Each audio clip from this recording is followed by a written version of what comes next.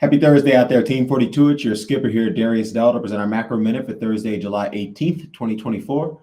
As always, we'll start with the executive summary from today's leadoff morning note. If you would like to review the analysis supporting these conclusions, as well as what specific changes you need to make in your portfolio to stay on the right side of market risk, you need to be a client of 42 Macro. So today's key macro questions are, is the tech correction over? And what is the ECB's next move? And how will that impact global liquidity? In terms of market implications, we do not believe the coast is clear regarding the correction in stocks per the extremes currently being signaled by the short to medium term indicators within our positioning model. Investors should tread carefully ahead of tomorrow's OPEX, after which the stock market will be able to move freely in the absence of stabilizing dealer gamma flows. As expected, the ECB left its benchmark policy rates unchanged and refused to commit to a particular path.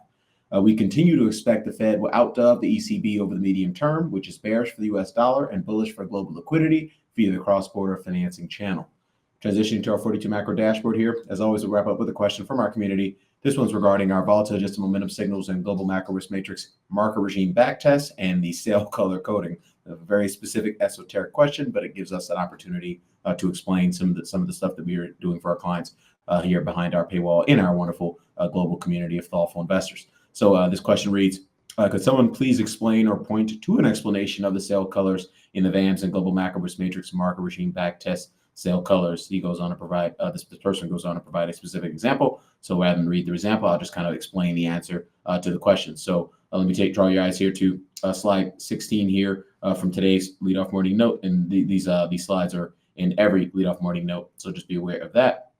And so what this table does is it publishes the performance of our volatile adjusted momentum signal, our marker regime nowcasting process, and the Sharpe ratios of those two processes with respect to all the major factors that investors can invest in on a liquid basis across global macro markets. And so what we're trying to do here is help investors understand the efficacy of the core signals that we are using to keep our clients on the right side of market risk. You know, we spend a lot of time here at 42 Macro sort of charting out the path for growth, for inflation, for employment, for profits, for liquidity, for flows, et cetera, here for our research to create, you know, kind of a defensible, investable, forward-looking fundamental research view for our clients. But the primary thing which that helps us keep our clients on the right side of market risk is actually our quantitative risk management signaling. That's what differentiates us, and that's what allows our clients to have generally better performance than the average investor, and generally better performance the investors that are powered by, you know, firms that are competing against us. So respectfully, you know, everyone's out there, you know, trying to earn a buck. So we'll kind of zoom in for stocks and crypto here to give you a sense of what those backtests highlight. So we'll start with the S&P right here. What this chart shows is the cumulative performance by volatility adjusted momentum signal condition, and then the percentage of cumulative performance by VAM conditions. And so as you can see here, what the bars indicate is the total amount of return that's been that the stock market, the stock or crypto market here on the right have accumulated since January of 1998, or in Bitcoin's case, since the inception of the asset class, while across these varying conditions from the perspective of our volatile adjusted momentum signal. So ignoring the cumulative returns, I think the more important backtest here is to the percentage of the cumulative performance, which shows the efficacy of the VAM signal as a primary North Star type guiding system for investors who are trying to trade assets in asset markets and trying to time inflections in asset markets. Because we all know that momentum is the number one force in asset markets. Momentum is the thing that gets you paid. Momentum, liquidity doesn't get you paid. Flows don't get you paid. Plumbing doesn't get you paid. Growth and inflation don't get you paid. Earnings don't get you paid. What gets you paid is bullish momentum, or bear. What gets you blown up is bearish momentum. And so that's why we've built and designed a very sophisticated system that allows investors. It's simple in terms of its use, but sophisticated in terms of its design. That the system allows investors to very quickly and cogently understand what momentum is in the asset markets and how that momentum is evolving throughout time. So when you look at the S&P backtest, 75% of the S&P 500's cumulative return since January of 1998 has come when our volatility adjusted momentum signal has indicated a bullish condition for the S&P. Only 9% has come when it was neutral, and 16% of that has come when it was bearish, coming off of a crash low, like for instance 2009 or 2000, late 2022.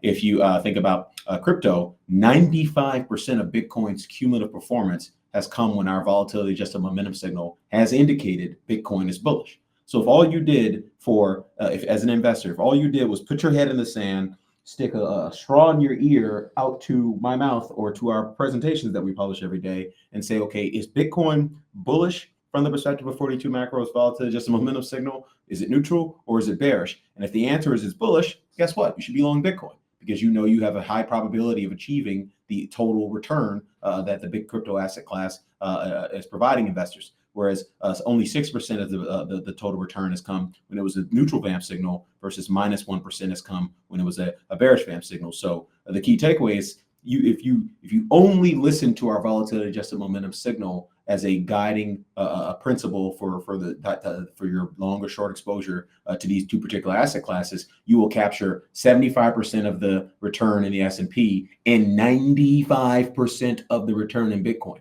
Now, you're not going to get the other 5%. Obviously, there's other things that can drive the market, but clearly momentum and in particular volatility adjusted momentum is what's really driving these asset classes. I'll turn the page here before we wrap up and just highlight our market regime back test for stocks and crypto. And so these back tests indicate how the particular performance of particular assets have performed across the 4 different market regimes. And then we amalgamate that here in risk on versus risk off setting, with the risk on regimes being Goldilocks and reflation and the risk off regimes being inflation and deflation. And so just kind of isolating the risk on versus risk off regimes, 78% of the markets, stock markets, the S&P 500's cumulative performance has come when our global macro risk matrix, which is powered by our volatility adjusted momentum signal across 42 different asset markets, 78% of the S&P's cumulative return has come when our system has said the markets are in a risk on regime versus only 22%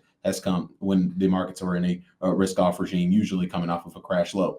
And so, and that obviously outstanding performance is even more exaggerated when you're talking about the crypto asset class.